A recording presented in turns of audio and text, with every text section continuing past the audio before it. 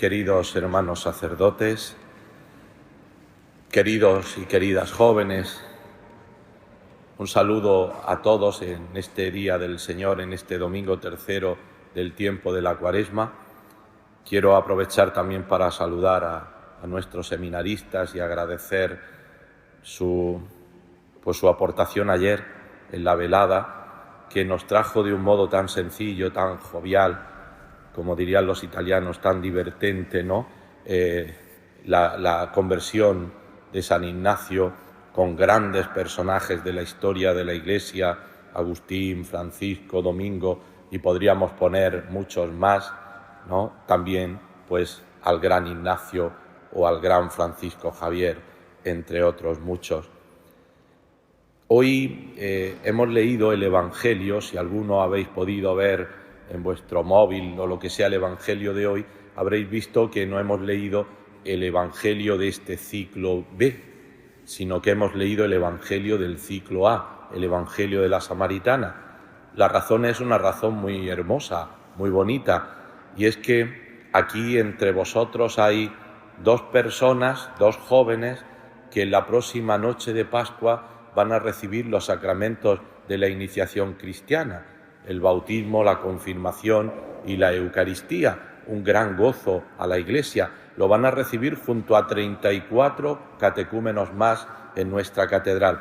Y a lo largo de estas semanas de Cuaresma, ellos están haciendo lo que se llaman los escrutinios, es decir, unos ritos que se hacen antes del bautismo, ¿no? Y hoy uno de vosotros va a hacer, la otra que se va a bautizar también lo hará en su parroquia, pero están haciendo estos escrutinios. Y por tanto, una de las grandes catequesis cuaresmales o bautismales del catecumenado de adultos es precisamente este relato de la Samaritana, y por eso lo hemos leído. La verdad es que leyendo ayer estas lecturas de la palabra del Señor y al escucharlas aquí ahora en este lugar tan precioso, tan emblemático, me gustaría hablaros de todas, pero no voy a caer en la tentación porque sé que después tenéis más cosas, que tenéis que pasar a la capilla de la conversión. También es un lugar pues especialmente significativo y donde el Señor seguro que, como os decía ayer, nos toca el corazón. Pero sí que me gustaría seguir un poco una línea transversal, que ahora está de moda, eso es la línea transversal, desde la página del Antiguo Testamento que hemos leído, pasando por San Pablo al comienzo de su primera carta a los Corintios y del propio Evangelio. Y yo me situaría también en el contexto de lo que ayer nos decía don Javier Zahera, el padre Tim, en la adoración, ¿no? Fijaros, en la primera lectura se nos presenta los mandamientos de la ley de Dios. Hay mucha gente que le parece que los mandamientos de la ley de Dios son una página, no sé si llamarle un poco represiva o es el no a todo, no hagas, no hagas, no hagas. Si esto lo escucharan así los israelitas, se llevarían las manos a la cabeza, porque para ellos los mandamientos de la ley de Dios son una ley de libertad.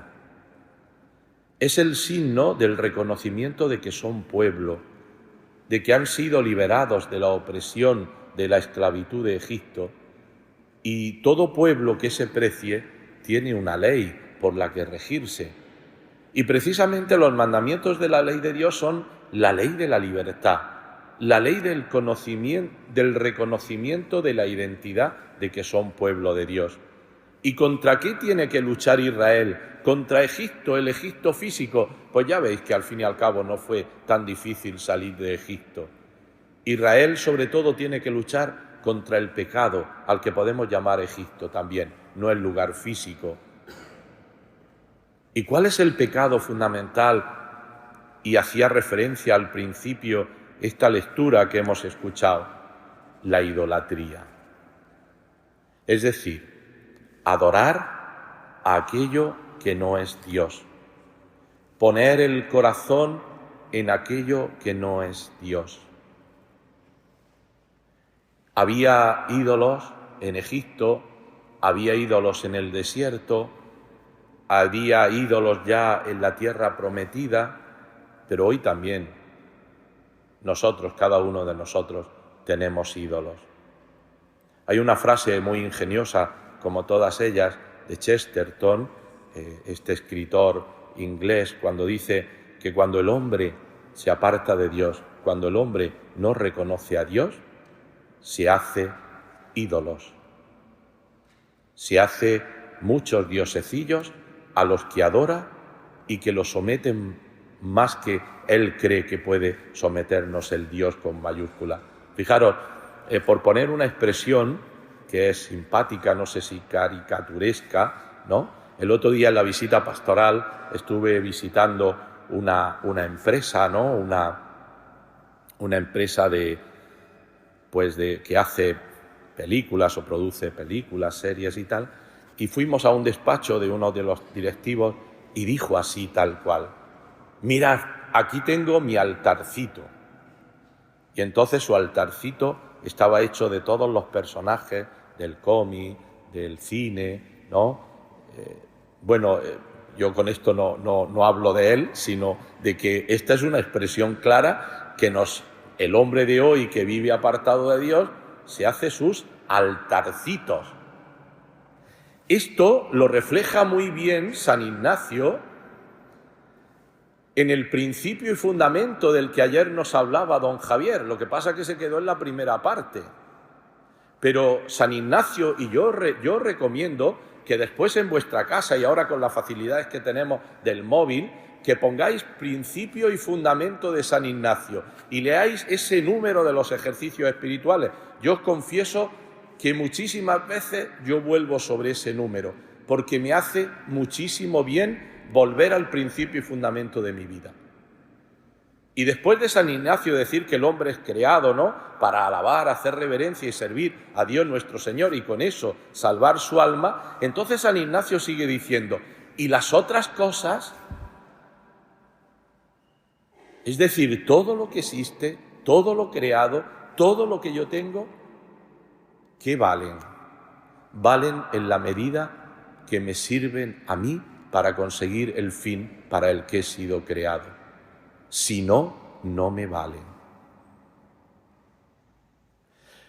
Esto, queridos jóvenes, esto es muy importante para nosotros. ¿Para qué nos sirve el dinero? ¿Tú para qué eliges la carrera que quieres hacer? ¿Porque ganas más dinero? ¿Tú por qué sales con una chica o con un chico? ¿Tú por qué te diviertes, que te tienes que divertir, evidentemente? ¿Tú por qué tienes cosas o haces opción de cosas? Todo, absolutamente todo, me sirve en la medida que me sirve para el fin que yo quiero tener, que es vivir en Dios. Por eso, la idolatría es un pecado que siempre estará delante de mí. Es un pecado al que tengo fácil acceso, como hoy tengo acceso a muchas cosas que yo sé que no me sirven para el alma, y abro el móvil y puedo llegar a lo que me dé la gana. Lo sabéis vosotros mucho mejor que yo. Pero eso sirve para mi alma. Yo escuchaba ayer una voz, ¿no? Se ve que ya tenían sueño cuando Alejandro Chernia no terminaba de convertirse, es decir, San Ignacio. Oí una voz allí detrás de mí que decía: a ver cuándo se convierte, ¿no? Porque llegaron todos los personajes y no se terminaba de convertir. Bueno, pero es que esta es la vida del hombre realmente, ¿no? Pero quiere decir que la idolatría siempre la tendrás delante tuya, pero el don de la gracia también, que es reconocerlo. Y aquí es donde viene, queridos jóvenes, este texto tan precioso de la samaritana. La samaritana no conocía al Señor. La samaritana creía en una fe, llamémosle natural, tradicional, pero no se había encontrado con el Señor. Y fijaros que de qué modo tan sencillo y tan bello se encuentra con el Señor. Lo primero que se encuentra, y es lo primero que nos encontramos en la vida de fe, nos encontramos sorprendidos. Si uno no se encuentra sorprendido ante el Señor, es que posiblemente no sea el Señor. El Señor siempre nos sorprende. Yo estoy seguro que muchos de vosotros también un tiempo de su vida ha vivido apartado de Dios, no ha conocido al Señor, y un día lo ha reconocido, se ha sentido sorprendido por el Señor. ¿Cómo me pides tú a mí de beber, yo que soy samaritana? Y fijaros la palabra del Señor, que por cierto da título a nuestro plan de pastoral de nuestra diócesis: si conocieras el don de Dios y quién te da de beber, serías tú quien le pidieras a Él que te diera de ese agua.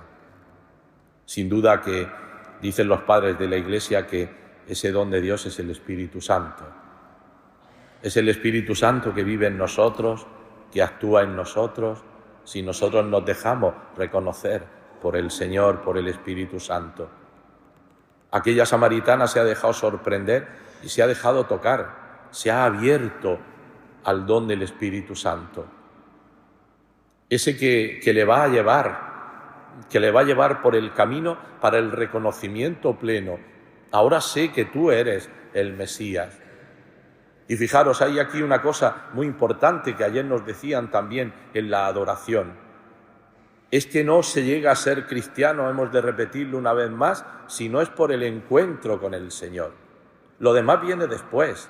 La oración, la verdad que decimos en el credo, la vida moral, cómo tenemos que comportarnos, eso viene después. Querer meter en la vida de una persona lo que cuando falta fundamento, que es Cristo, es una gran equivocación. Cuando tú crees en Cristo, se ordena tu vida y tú sabes cómo tienes que rezar en espíritu y en verdad, que nos decía el Evangelio, y cómo te tienes que comportar. Dices bien, no tienes marido porque has tenido 5 y el de ahora no es tu marido. Es decir, la vida moral. Y después también el reconocimiento del Señor. Por eso vamos a aprender de Ignacio de Loyola. Vamos en estos días, en esta peregrinación, porque para eso hemos venido aquí, no para mojarnos, hemos venido para encontrarnos con el Señor, pues vamos a encontrarnos con Él, con su persona, que cambió la vida de Ignacio, que cambia cada día la vida de tantas personas. Y déjate cambiar, querido joven, déjate sorprender por el Señor. Esto lo decía también en Tui antes de llegar a Lisboa. Vamos a dejarnos sorprender. Vamos a dejar que el Señor toque nuestra vida, cambie nuestra vida. Puede, claro que puede. ¿Cuál es la condición? Tu libertad, el que tú lo dejes. Pero si tú lo dejas, Él cambiará tu vida. Y la cambiará de verdad. Como solemos decir, cambiará como un guante, nos cambiará. Y fijaros, la última reflexión, y muy rápida, tiene que ver con la segunda lectura. A mí me encanta este comienzo de la carta a los Corintios porque me parece tan actual. Los griegos piensan que es una necedad. Los judíos piensan que es una maldición, pero para nosotros es fuerza y sabiduría de Dios. ¿Acaso eso no pasa hoy? ¿No pasa con vuestros compañeros en la universidad? Los sabios, los griegos, son los hombres que creen que no necesitan a Dios porque tienen la sabiduría. No quiero yo hablar ni mucho menos de filosofía, pero bueno, Nietzsche en persona, ¿no? Absolutamente en persona. El cristianismo es una necedad. Cristo es un derrotado, un fracasado que se quedó en la cruz. Nosotros vamos a construir el hombre de verdad, el superhombre. Y nosotros nos presentamos ante el mundo con la debilidad de la cruz. Como dice San Pablo, no me glorío más que en Cristo y este crucificado. Y los judíos son los religiosos. Podemos ser nosotros, ¿eh? ¿O quién de vosotros alguna vez no ha pensado, yo sí?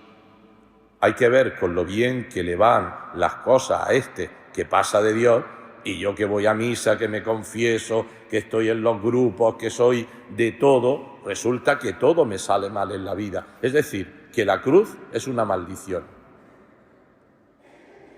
Y frente a eso, San Pablo dice, Pues estáis equivocados los sabios del mundo y también los piadosos del mundo, porque Cristo, la cruz del Señor, es la fuerza, es la sabiduría. Por eso ya sabéis, queridos jóvenes, ya sabéis dónde tenemos que abrazarnos, ya sabemos a quién tenemos que seguir y reconocerlo como la samaritana. Dice San Agustín, comentando el texto de la samaritana, que la samaritana es la Iglesia, que somos cada uno de nosotros. Y dice, la samaritana tenía sed del agua viva, pero Cristo tenía sed de la fe de la samaritana. Qué bonito es pensar cuando hay tantas personas hoy en el mundo que tienen la experiencia de que nadie los quiere, es reconocer que Cristo tiene sed de ti. Tiene sed de ti. Que por las grietas de nuestra vida entra la luz. Que cuando pienses que tú estás herido, piensa que por esa grieta de la herida es por donde entra la luz del Señor resucitado. Pues vamos a continuar celebrando la Eucaristía, vamos a pedir, como siempre, la intercesión, la cercanía de nuestra Madre, la Virgen María, que ella nos acompañe en este camino y que aprendamos del ejemplo, del testimonio de San Ignacio de Loyola, de los grandes testigos en la vida de la Iglesia, en la vida del mundo.